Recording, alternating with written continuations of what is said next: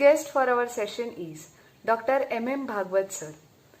Dr. M.M. Bhagwat sir is currently a principal of Rajendra Mane College of Engineering and Technology, Amba. He has completed his PhD in Mechanical Engineering. Today's topic for our session is Online Education and Immunity of 2020. Welcome, sir, to this session. Thank you, Gayatri. Thank you very much. And I really appreciate the initiative taken by you of this particular, like conducting interviews of various experts. Thank you very much. So today's timeline for our topic is transiting classes into electronic gadgets. Now, with the permission of sir, let's begin with the questions. Yeah, please go. So my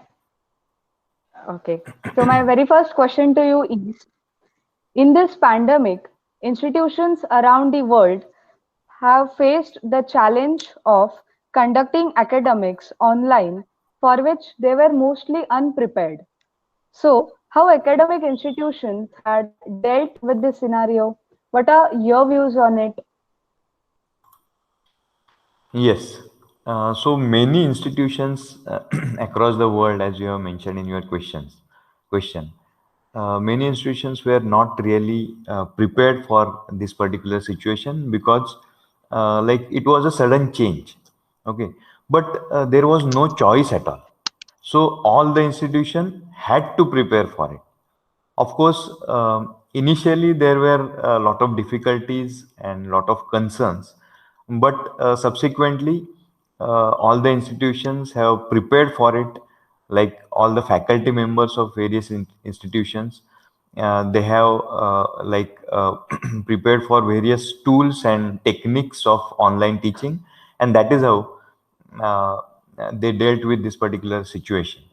And if you specifically ask me about my views on this particular situation, then I always remember one quote that every cloud has a silver lining. So we must always we must focus on the opportunities, and we must try to convert those opportunities into strengths. So that is what I can say in this regard. Okay, sir. So moving towards next question. Institutions have undergone a digital transformation in this online education. So what are your strategies being a principal of the college? Yeah, so definitely in this regard, if you see the focus of future education, it is really on an online education. So as you have rightly mentioned, that every institution must have its own digital transformation strategy. And on similar lines, I am also as a principal, as you mentioned. So I am also thinking on this particular, rather working on this particular digital transformation strategy. Of course, it cannot be done overnight in full-fledged mode, but yeah, in phase-wise manner, definitely it can be done. It should be done. And my focus, my priorities in first phase will be like on developing the basic IT infrastructure, because that is the first part which comes under a digital transformation strategy. So in a phase-wise manner, I will be looking for going in for developing the IT infrastructure and whatever ICT tools which are available. So my try will be there that all faculty members should try to learn all those ICT tools, and they should learn how to effectively use these ICT tools. So that should be on priority in first phase. We have to do all those things. So with the consent of management, I am also working in this regard. Okay, sir. So next question is, what are your views about new education policy, a mine of uncut diamonds? Yeah. So about this new education policy, I would like to mention that after almost 30 plus years, to be specific, I think after 34 years, we have received this particular new education policy, and it seems the government is also really serious in implementing this particular new education policy, and they have come up with a quite specific framework. What I can say means earlier 10 plus 2 what you can say structure was there, that is now revamped, and it is it is transformed into 5 plus 3 plus 3 plus 4 pattern. Means in this case, like first 5 years, means it is taken care right from pre-primary education to higher education. So in this first 5 years, first 3 years are of pre-primary education, then 2 years are of primary education. Means pre-primary education is also very much taken uh, under the umbrella of formal education, what we can say. So this first 5 years which we are talking about, so it comes up to the second standard. Then next three, 5 plus 3. So next 3 years, like that is up to fifth standard, in which more emphasis is given on activity-based learning. Again, next 3 years, if we see, then it is up to eighth standard. So there the emphasis is on experiential learning, project-based learning. And then last 4 years, that is 5 plus 3 plus 3 plus 4, last 4 years. So that in that 4 years, the major focus is given on multidisciplinary learning. So a lot of thought has been gone into it. That is what it seems in this new education policy, and it's really very good. Only thing what you can say, if after reading this whole new education policy, it seems the aspirations are quite high in designing this particular policy. Only thing, only concern is all those aspirations, all those ambitions should be matched by the actual implementation of the policy. That is the major concern, and that is the major challenge. Otherwise, this new education policy is really excellent in my view. Okay, sir. So, next question. Sir, what challenges did teachers face during this online education in this pandemic? Yeah. So as we have already discussed that this challenge was what you can say, this change was like totally unexpected. It was a sudden change. So no any institute, Yes. even faculty members, they were not really prepared for this kind of what you can say situation. But subsequently, they have learned the various tools and techniques. But as far as challenges are concerned, like they were earlier, they were not knowing like which kind of softwares to use, how to go about this particular online education. So these were challenges, like what are the tools to be used, what are the techniques to be used in an online mode of teaching, because it was altogether a new way, or you can say new pedagogy, a new teaching pedagogy. So they were not prepared. So these were the challenges. Even other challenge was like how to engage all the students, because in face to face class it is altogether different, because students are there in front of you in the class physically, so you can control the class better, but that is not the case in online education. So these were the challenges, like which all tools, techniques to use, and how to engage the students, how to make the students more participative in their class, how to grab their attention. So all these were the challenges those were faced by the faculty, especially on this and during this online education. Yes. Coming to that question, as compared to physical or face-to-face class, an online class is delivered almost like a television show. So, how to encourage the participation of students? Yeah, right.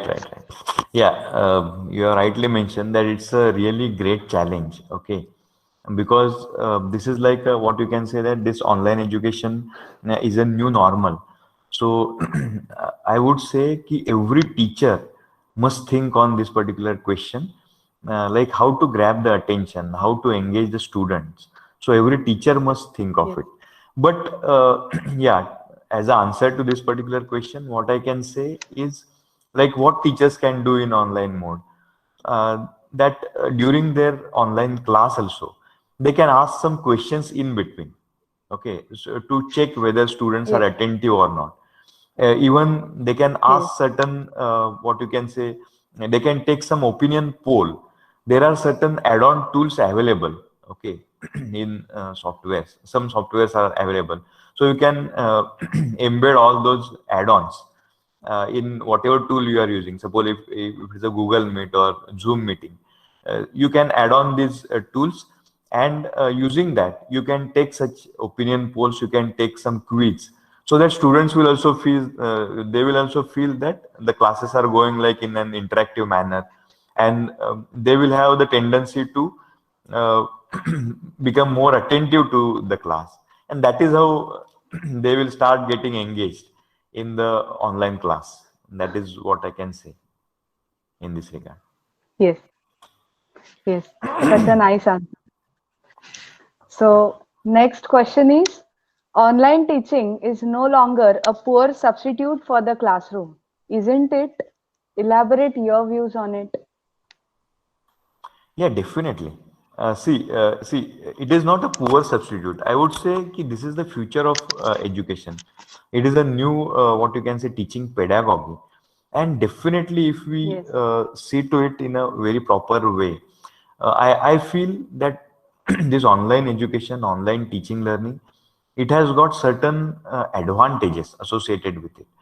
Like the main advantage is like lot of flexibility as far as the learner is concerned, because the total education should be learner centric. Even new accreditation system says about it. So a lot of flexibility is there at learner's end. So a learner, if Yes. he is interested in learning any new topic, so any topic of his interest he can learn. Anytime he can learn. From anywhere he can access the contents because it is all online. So lot of flexibility is there. And as this, what you can say, video contents are available, okay, digitally available, and it can be recorded. So even the learner or the student, what you can say, he can go back and forth, and he can repeatedly watch the recorded contents, lectures, and he can understand it properly. So one way I feel it's a boon, especially for say medium or slow learners, those who are like very good at capturing and understanding. For them it's okay, but especially for average and slow learners, it's like it's a boon, what I feel. So there are a lot of advantages, and it is not a poor substitute. It is a future of education, online education. Yes, absolutely. So, next question is, the balance of online and offline task is a critical aspect while designing an timetable or a lesson plan. So, how it should be balanced? Yeah, in fact, all institutions must have gone through this particular phase, because like colleges are opened out, and it is really a critical task to balance the offline as well as what you can say online classes, On and to prepare a schedule, to prepare a lesson plan. But in this regard, I personally feel one thing, that in this particular situation, wherein we want to maintain the physical distancing and all that.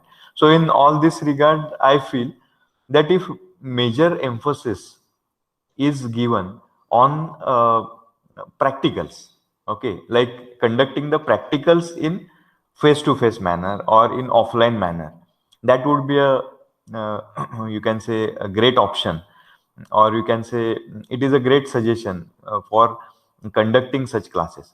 Means in short, what we can say is online classes, theory classes can be conducted online, whereas practicals, project work, or sort of discussions kind of sessions, those can be arranged in an offline mode, like in face to face manner, it can be conducted.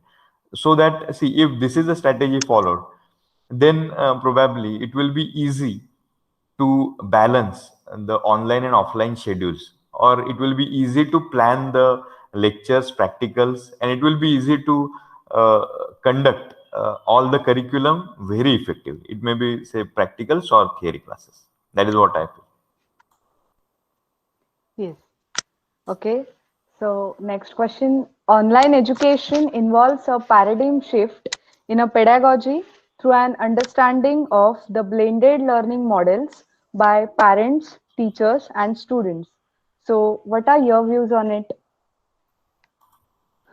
Yeah, certainly. As we have already discussed, that online teaching learning is like a new normal, we can say. Okay.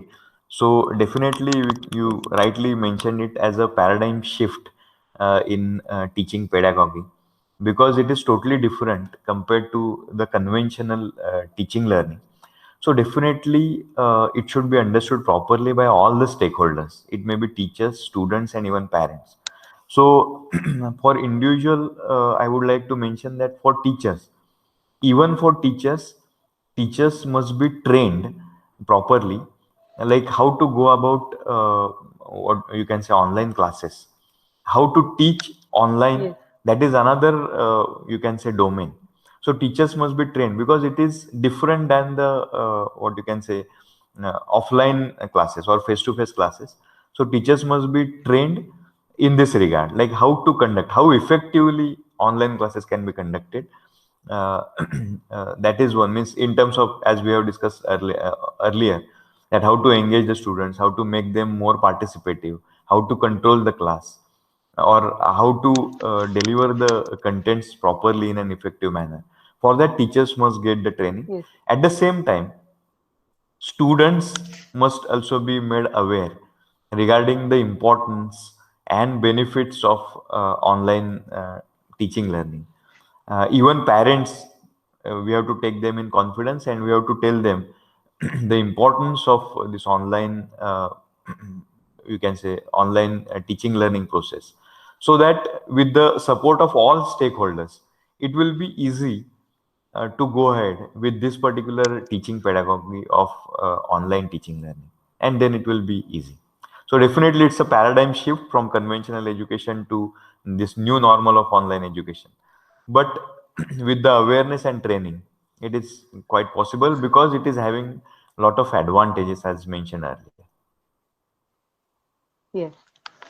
So do you think online education is an immunity of 2020? If yes, then how? Yeah. So especially what you can say, online education earlier also it was there, but we have realized Yes. its importance, especially during this pandemic situation. See, had it not been there, we cannot imagine. What I mean to say is, because of this online education or this particular mode of online education, we could continue learning even during this pandemic situation. Almost we can say in this March only, 1 year is getting completed. So in during this lockdown and all that, other things were like at halt. But because of online mode, uh, learners or students, they could learn, they could complete the syllabus, and a lot of new things people have learned because of this particular mode of online learning. So definitely we can say that it's an immunity of 2020. And from other perspective also, if we see that as our honorable prime minister, they are talking about the vision of our country India. So if we want to become Yes. we can say the largest economical power, okay, at least third largest economic power we can benchmark in current situation, then we have to develop, the country should get developed on various fronts, and education is at the center of everything, all these developments. And for that, you can say new education policy is also coming, means in fact it is getting implemented, and online education is one of the important elements of this new education policy. And that's why definitely it's as you have said, it's an immunity of 2020, we can say it like that. Yes. So, at last, what message do you want to give to the youngsters who are currently pursuing their studies through online education, that is through online mode? Yeah. So it's another important question you have asked. Definitely. See, as you have asked many questions, and as you said that we are coming to a like last question. So definitely, Last I would question. like to Yes. mention one thing that this online education or online teaching learning, it cannot totally replace the traditional education or traditional, you can say, teaching pedagogy. But yes, definitely, it is having certain advantages. And of course, like conventional education system, like face-to-face, you can say teaching pedagogy is also important because the most important part in that conventional system is human interaction, and that is also most important. So we have to go for a blended kind of teaching pedagogy, as you have mentioned in one of the earlier questions. But Yes. for youngsters or those who are undergoing this online education, so for them, I would like to say only thing that they must try to acquire the knowledge as much as possible. Okay, because we have seen lot of advantages are there in this particular online education system. You can learn any topic of your interest as it is recorded available. You can go back and forth, you can study it better, you can you can get a mastery in that particular subject. So try to acquire knowledge as much as possible. But yeah, in classes, normally what teachers they observe, that also thing just I just want to mention that few students they just try to cheat their teachers, their parents by simply logging in and just going away. So that really may not help them in long run, because they may feel that they are what you can say, they are cheating their teachers. But practically, if you see, I believe that they are not cheating their teachers, but they are cheating themselves. Okay. So I just want to mention Yes. specifically to all the learners, all the students that see, this sincerity is required in this particular mode of what you can say, online uh, teaching learning. Be Online. sincere Yes. with Online yourself. Try education. to acquire the knowledge as much as possible. Then definitely you will get prepared for future, and you will be ready for the future, and you can really progress well in your career. That is what I would like to tell to all the learners. Okay. Okay. So thank you so much, sir. I feel blessed that I got an opportunity to have conversation with you about the topic online education and immunity of 2020. Apart from your busy schedule, you have given us precious time by joining the session, Vyakti and Mulakati. Once again, thank you so much. Thank you very much, Gayatri. It was really a good interview. It was a good experience for me as well. So, best wishes to you as well as all the viewers. Thank you very